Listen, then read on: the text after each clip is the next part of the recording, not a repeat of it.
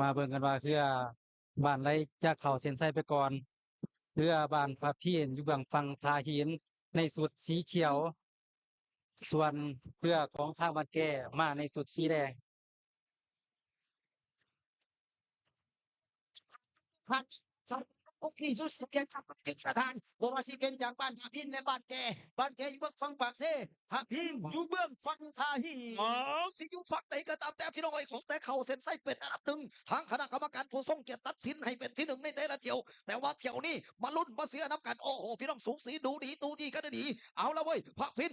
ว่าจากไหนขุดขึ้นมาคุยขึ้นมาแต่ว่าพี่น้องทั้งบ้านแกกระบอกย่อมพยายามสิขุดพยายามสิคุยในหัวกับปุ้ยบอลละคบพยายามพี่น้องเอาจวดขึ้นไปจวดขึ้นเบา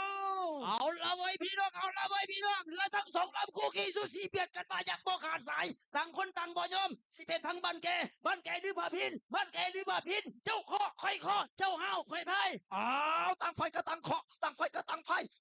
เจ้าพายค่อยกับพายเจ้าก็พายค่อยก็ไปเจ้าก็ตามมาติดพี่น้องสูสีกุ๊กกิ๊กกันในพี่น้องทางพระพิ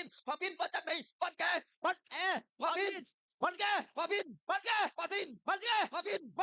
พิน บอลแกพระพินเข้าเส้นชัย